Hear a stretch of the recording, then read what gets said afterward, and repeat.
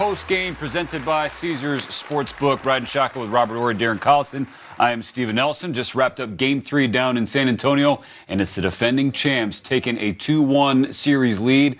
Once again, the OKC bench factoring in, overcoming a ridiculously red-hot start from San Antonio. But initial takeaways from the game. Just give me a quick thought before we dive into the highlight. You just talked about the bench. I thought the inability to get Wemby the ball was a key for me. 50-plus bench points in the last 3 games in the Western Conference Finals. Can't beat that. All right, in case you missed any of the highlights of the action, we got you covered right now here on the Postgame Show. Let's get right into it, going down to San Antonio. Thank you. All right, back inside the association studios. Rob, DC, you know, one of the initial takeaways was, once again, you're looking at the box score and you're just seeing the depth of the defending champs. Like, they've been a wagon all year long. They outscored the Spurs bench tonight 76-23. So now the running score for the series, bench points, 183-64, if the math is correct there. Ooh. I'm sure your math is correct, but, you know, sometimes you look at the points. Then I look at the plus minus, you know, 28, 28, 22 coming from the bench. Yeah. And you look at the starters, the only one that was a plus was Shai Gilgeous was 11. That's just incredible. That was going to show you that the coaching staff has a lot of confidence in that bench. And the bench, rightly so, just comes out and play well, and it's like, who's gonna do it? It's like, as a team, this is one of the reasons I don't want to coach. You have to play a team like this where you think you got the starters on lock and then the bench kills you. Well, for me, J-Dub is out, right? And you think, okay, who's their second best player, so to speak, right? It could be Chet, it could be A.J. Mitchell. A.J. Mitchell arguably was their best player in the last series. He went down with an injury. So now you're getting bench production points to make up the difference for those 2 players. You can't beat that. You know, some of these teams that win multiple championships, the key to their success, and Rob will tell you, is depth. You know, you can rely on star power all you want, but once you have depth and you're getting 50-plus points in the bench as bench points, that's hard to beat. I think if you would have told a fan of either team, honestly, before Game 3, hey, San Antonio is getting both De'Aaron Fox back, Harper's going to play, J-Dub is not, and A.J. Mitchell has 2 points. I think Spurs fans are like, perking up, 2-1 series lead. That sounds kind of nice. But that's not how it played out, because they're legitimately 10 deep. They are, but it's their continuity in their offense. If you watch the way Thunder execute offensively, they're very methodical. They slow down, they screen for one another, and they move the ball, and they take their time. Where San Antonio, yeah, they may have the quickness, athleticism, but it just seemed like they were rushing shots a little bit, right? And Thunder got what they want offensively. I think San Antonio was rushing the shot a little bit more in the half-court set, and that was the difference. Yeah, I think when you watch OKC, they love the probe. They will probe, and they'll come out and they'll reset the offense.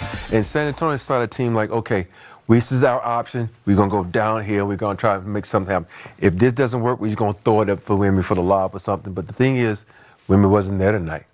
Wemby was outside shooting threes, or Wemby was something going on with him, because they didn't look for him for a long time. And we've always had the philosophy. I think I've played with 3 great big men. Oh, no, you better not. Every time down the floor, they're going to either touch the ball or be something involved. So you got to do something. Let's hear Mitch Johnson's head coach of the Spurs, his initial thoughts after the Game 3 loss. He's at the podium. Mitch, game efforts by De'Aaron and Dillon, but how much were they hampered by those injuries? And De'Aaron now, how is he? I haven't asked how they're doing. I'm sure they're beat up. They're giving us everything they got, so it's commendable, you know, just the fight that they have. And it's that time of the year where guys are playing with more than bumps and bruises, so just tip the cap and ask as much as they can give. No, Dillon's injury, of course, played into this, but the bench disparity, what's holding the bench back, particularly Keldon?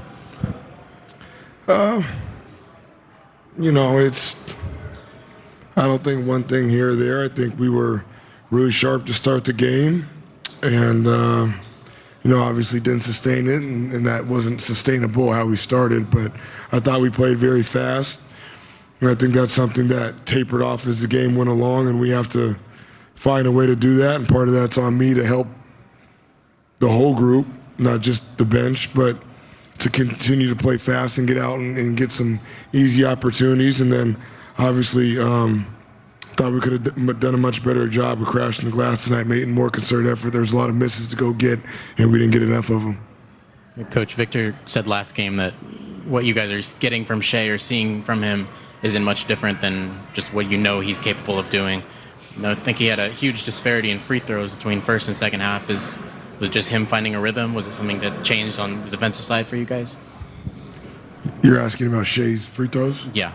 Yeah, I think probably half of them were from undisciplined. First off the floor, he got us out of position and took advantage of it. So I'll have to go back and look. I can't remember all how he got all 12 free throws, but I know a few of them were pretty good defense, it felt like, up until that point.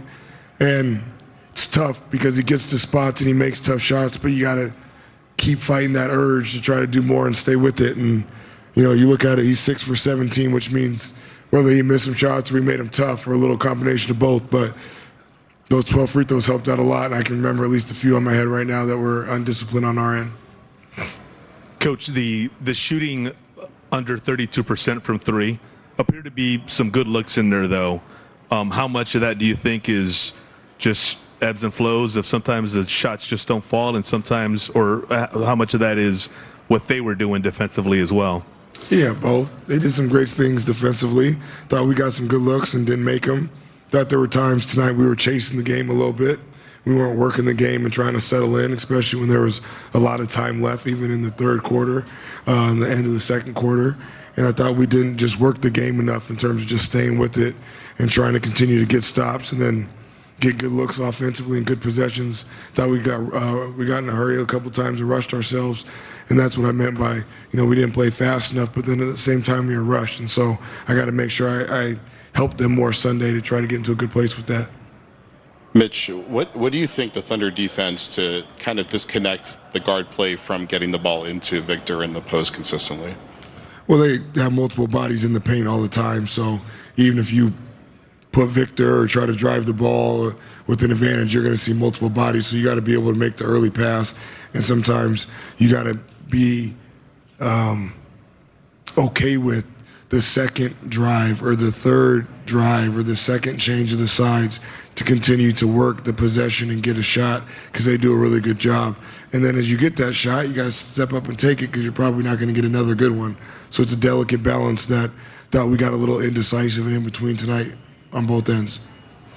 Coach, Victor played 39 minutes today. I think he almost didn't come out of the floor in the second half. Can you talk about the challenge of the minutes without him and what's difficult maybe for the team? I think he's +4, so minus 20 without him on the floor. Yeah, obviously, we're better with him on the floor, and we got to be better when he's not on the floor. And that was a lot of everything that I've said up to this point. I think in terms of him playing those minutes, the game was really slow. A lot of fouls. So not all minutes are created equal, in my opinion, in terms of the game flow and how they're going. Now, 39 minutes isn't easy, don't get me wrong, but I thought the second half took a different personality, so it allowed him to play through maybe some extra stints that he typically didn't play if the game was faster. That was Mitch Johnson, Spurs head coach, after the Game 3 loss. Looking at that first half, again, the Spurs started the game on a 15-0 run. They were up 19-4.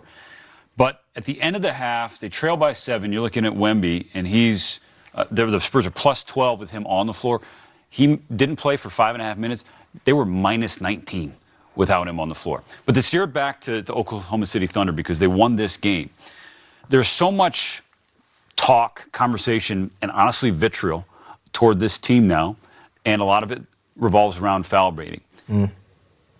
Not trying to totally ignore that or dismiss that, but where do you want to steer the conversation after this win specifically, DC? For SGA in particular, or OKC or in general, right? Yeah, SGA as the leader of the team. Look, everybody can talk about his foul baiting, right? But why don't people talk more about his playmaking ability? He's giving you 12 assists, and he's doing it against double teams, hard gaps. He has an intention on him throughout the entire series or throughout the entire playoffs. And he makes it a service on his end to get others involved, right? If he doesn't get 12 assists, who knows where this team would be, right? But his ability to get into the paint when he's getting double teamed and kick out to his teammates is the reason why Jared McCain is getting going. Cason Waller, Jalen Williams. Now the defense opens up a little bit, and now he can go get his 25-plus points. But that's what a superstar is supposed to do, right? Make it easier for your teammates. What about you, Rob? I think we also forget about OKC being a great defensive team. When you look at teams that have won championships, they have good defensive teams. You think about Chet, one of the defensive players, was up there for defensive player of the year, even though he didn't get it because we know Wemby got unanimous. But him, Lou Dort, and Shea, and they have the ability to stay in front of their players. And when you have that, that makes it easier for the defense. Think about it. If I can contain you, now I don't have to help. Now I'm contesting the shot. Now you're taking a bad shot. You think about Wemby. Wemby in that first game, we saw what he was able to do. But the coaching staff, OKC said, wait, this is not going to work. Let's change this up. Let's get Alex Caruso off of Wemby. Let's put a bigger body. You know, it doesn't, a lot of people who don't watch basketball, well, what's the difference in that? Size matters. Yep. You know, size matters. And I think OKC is one of those teams, they know how to body. We see how physical is this game. And when you look at these two teams, you look down the roster, you don't, the only person that really is menacing is maybe Lou Dort. You know, he's the one that looks like a linebacker. But everybody else is these guys that are physical, they're active, and, you know, they play with a lot of heart.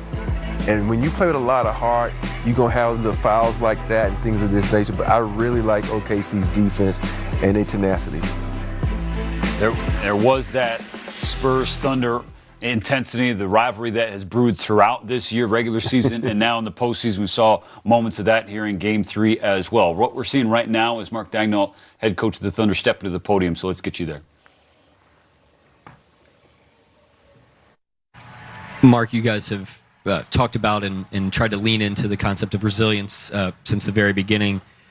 What were you witnessing inside of the team in the opening, quarter to be able to just hang in there through that punch and take it and move forward?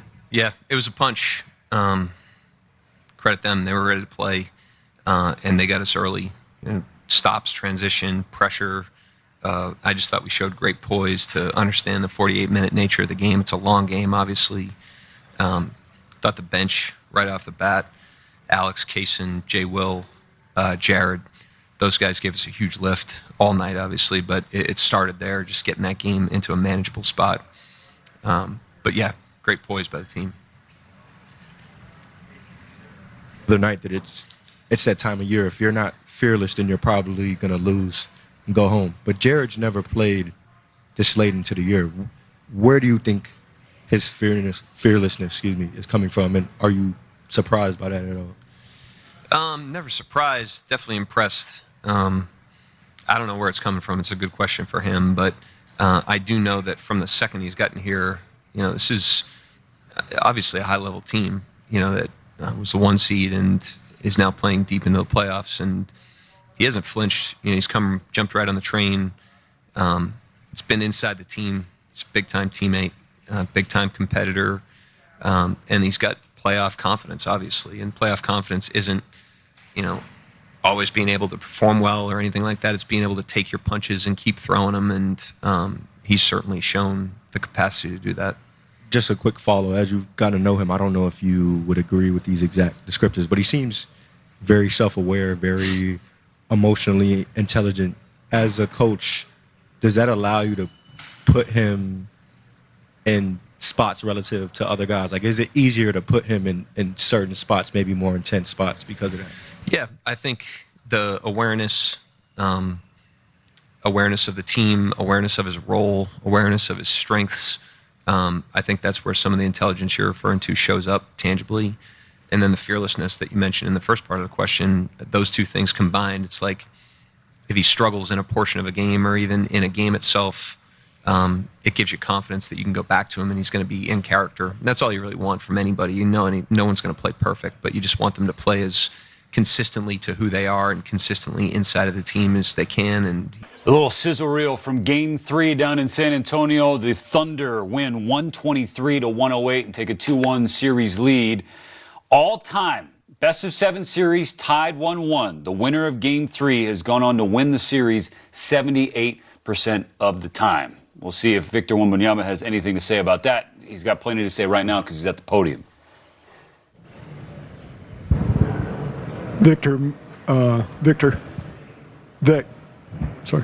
Mitch noted how you guys started off so well pace-wise, but then it tapered off. what prevented you guys from keeping that pace up and just not sustaining that strong start? I don't know. The explanation doesn't sound more complicated than this. I will have to watch the film again. De'Aaron and Dylan had game efforts. How difficult was it seeing them obviously not being 100%? Yeah, it pains me to see them in pain. I trust that they're going to be healthy soon and come back. But they should take care of their health. It's, of course, it's, I mean, as always, like we did in game one, we're going to have them back. Gotten a lot of defensive attention your whole career all year, but has it felt the last couple of games like it's harder to get space, like they're crowding you a little more, making it more difficult on you? I feel like I have trouble making my teammates better right now. If that's what I should do better. My shooting splits aren't terrible. I need to be more of a team player. Vic, there were a couple of times tonight where Castle was fouled on a fast break and seemed like there was some frustration between him and Devin, maybe all of you guys. You know, you've obviously been in that situation when they're clawing at you and facing that physicality. What's that balance like? Being frustrated, but needing to kind of keep your composure? No, there's no place for frustration. It's annoying, of course, but we're going to use that, you know, as energy. Their whole defense seems to be geared towards getting between the guards getting you the ball and you getting to the ball. You've always been able to, like, reach over people or dance around people or whatever. You always had some physical advantage. What do you think they're doing to limit that, and what do you think you need to find within you to get over what they've been doing? I mean, they're being physical. The difference maybe with this team is their experience. They may be being more smart about it. But we just got to find the answers. We're going to watch film. We're going to figure it out. Related to that, Vic, the first time that you guys were facing a deficit in these playoffs, curious to see if you're gunning for Sunday and a response here in Game 4. Of course. I mean, it's my first playoffs. It's the first playoffs for many of us. Of course, there was going to be hard trials, you know. It's to be expected. But now we're going to see what we're made of. Victor, a moment ago you said that you to your left, a moment ago you said that you felt you needed to be a better teammate. What do you mean by that exactly, and how can you be that? Facilitate better, you know, rebound the ball better, get more, you know, like push their defense a little bit further and see how much they're willing to help off of my teammates and feed them. You know, throughout the season, your bench has been a huge boost for you guys, and now you're in a series where their bench has a big disparity. Is there anything you guys can do to address that? I feel like each and every one of us got to be better. It's yeah, I think it's just as a team, as an organization, when there's a lot of new experiences, we're just gonna have to find the answers. Victor, you spend your off season challenging yourself in the way you train, and it seems like you're always doing everything you can to find harder challenges. So now that you're in this point of your career where you're facing probably the biggest challenge you faced in the NBA, how do you feel right now? I feel good. My shape, I'm in good shape, you know. I don't have no red alert on my body, so it's good. Gotta sustain this shape. Victor, il y avait une très grosse ambiance en début de match, notamment sur le gros run. Okay, so Victor Wembanyama finishing his media session after the Game 3 loss. 39 minutes, 26 points on 8 of 15 shooting. He was 2 of 5 from behind the arc, 8 of 10 from 3. 4 rebounds, 3 assists, 2 blocks, a steal. He talked about how his shooting splits weren't terrible. Other bullet points, he needs to be a better teammate, get his teammates more involved, be a better rebounder. He was asked about the physicality of the defense. All that to say, what did you make of Victor Wembanyama's performance? And then what adjustments need to be made for Game 4? DC, I'm going to start with you. Well, one of the reasons why we love Wemby is because he's such a great teammate. And he definitely does care about his teammates, right? But sometimes you need your superstar player to be a little bit more nasty. And people will say, well, he had 26 points. But that's not what I'm referring to. He only had 15 shot attempts. And for a guy like him, that needs to be your first half stat. And Rob could attest to this. He's played with Shaq and he's seen how dominant Shaq was. I played against guys like LeBron and Kobe, and that's how much I view Vic. I think he can get to that level. If he's taking 25 shot attempts, I guarantee you his assist numbers will go up. It's got to start with him. And I know I'm being hard on him for a reason. It's because I believe he's going to be that great. But once he's aggressive to another level, then he's going to start making his teammates a lot better. I totally agree with that. I think also the players got to take wind of who Wemby is. When you look at games, the first thing you want to do is where is my mismatch? Every time Wemby steps on the floor, mismatch. It's a mismatch in his advantage. And the key thing for me when I noticed during the game, when he is on the right elbow and he drives left, and he usually makes something positive happen. He either get to the hole, get fouled, or spin back for his baby hook. And he didn't play downhill enough for me. You saw that at play where he went to the right and he took off. We thought he was going to dunk it. He pulled it back and shot the floater. See, that's the Wemby we wanted to see because he's being aggressive. And sometimes Wemby he's an NBA player. What does he do? He wants the game to be easy. And that means he's going to settle for the jump shot. And you cannot settle for the jump shot in the play. You have to be aggressive. Take Shai Gilgeous, for instance. There's a reason he's shooting this many free throws. Yep. He's going downhill. So make the defense play you. You're too good to take jump shots and settle.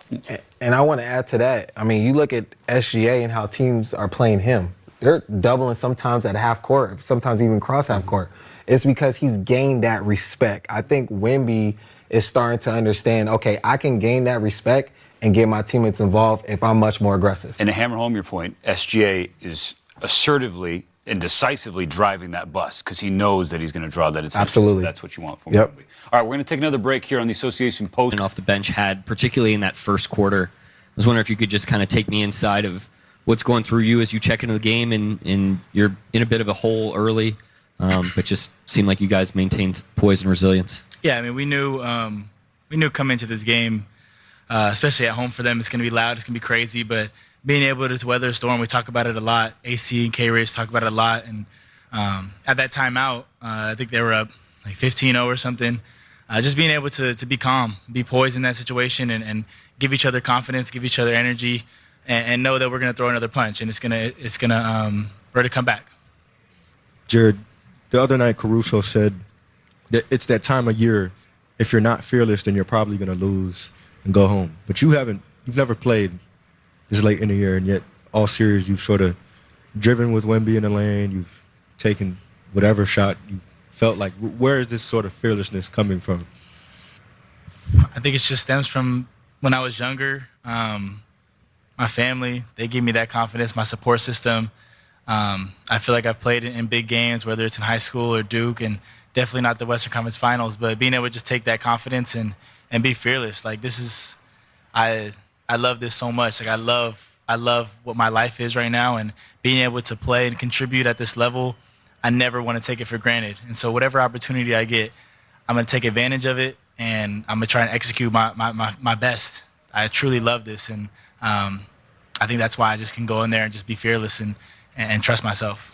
When Sam traded for you at the deadline, is this at all what you sort of envisioned your first season being like here? Well, I knew we would definitely be a great team. I didn't know how much I'd be contributing. Definitely just trying. When I first got traded, I think most of it was just trying to learn from the best since they won it already. And so being able to contribute early and learn from them already has been a blessing for me. And so being able to contribute, I don't know if I expected it, but I definitely am ready for it. Jared, you had the assist to Jay Will on the 4-point play there, celebrated with him afterward. I just wonder, the bench was so big tonight. Both of you guys played a large part. Can you talk me through that play and just kind of that moment with them after it? Yeah, I mean, those are huge momentum shifters, especially getting to quiet down the crowd. And, being able to pass to Jay Will like that. He was hot all night. And so being able to get him the ball and him knock it down and get fouled, it's a awesome momentum shift. And got to celebrate with my brothers for sure. Justin Martinez with the Oklahoma. You mentioned when you were younger. What are your earliest memories of watching playoff basketball as a kid, and just how would you describe the feeling of getting to experience it now firsthand? Yeah, I think the earliest of watching playoff basketball, I want to say 2011. I think when I was at 7. I remember walking into my parents' room and seeing, was that Lakers? Was Lakers in there? Probably. I remember walking in there and seeing my brother and my dad watching it, and I'm kind of lost at that age. I was lost, but I remember watching and seeing Kobe, and Kobe's been my favorite player since I started playing basketball. So I always gravitated towards him and his mentality, and so I think that was my earliest memory. Jared, how would you say you learned the most playing alongside a guy like Alex Caruso, like what he does on the court, but in the locker room as well, like just the vet that he is, you know? Yeah, I think the number one thing I think is leadership. He does a great job of just leading the locker room, being vocal. And for me specifically, I feel defensively I've been able to contribute and learn from him no matter what it is. He's an elite defender, and being able to take little details, asking him small questions, whether it's certain coverages, and being able to talk out there on defense and communicate different coverages, it's been huge for me. In the last game, Shea mentioned late in the game, sort of yelling at you to calm down.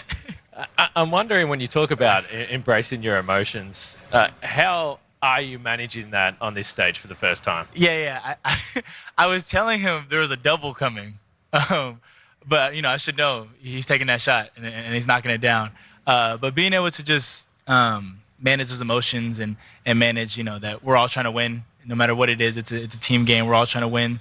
And doing whatever it takes. And so, if I'm open, I'm going to call for it, and I'm telling him there's a double, but knowing that that's the MVP and, playing off of him for sure.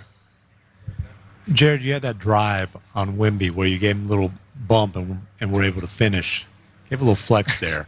Run me through that play, and especially run me through the celebration. What's going on in your mind then? Yeah, I mean, I feel like he's 7'6", so running me off the line isn't that hard for him. But I feel like I had a small advantage, and anytime you can use leverage, I feel like I got strong legs, and being able to use the shoulder bump and get him off balance, I think I can finish not over him, but sometimes just get him out the way and then kind of throw it up and see. I was thinking I was going to get my offensive rebound. I didn't know if I was going to make it or not, but always cool to get a bucket and celebrate with the teammates, especially on the bench too. In the second half, we've seen you play with the ball a lot, play off the bigs, but it seemed like you had a lot of ball handling, getting the ball up the floor against a ton of pressure. Has this been so natural for you because of the opportunities that you've had on the ball almost immediately since you came in? I guess I just wonder how you're feeling about that in the second half. Yeah, I also, when I was younger, I always kind of, shooting's always been, my main thing, and so playing off the ball was kind of always huge for me because we had, a point guard. And so not that I never played point, but it definitely wasn't, a point of emphasis for me. And so, but being able to take care of my handle and being able to work on that throughout off seasons, and even when I first in Philly, when I feel like everybody was hurt, I was able to play on ball. So getting those reps was huge for me. And then coming here and playing get with heart like that, I've been able to get those reps and read the defense. And so it's still natural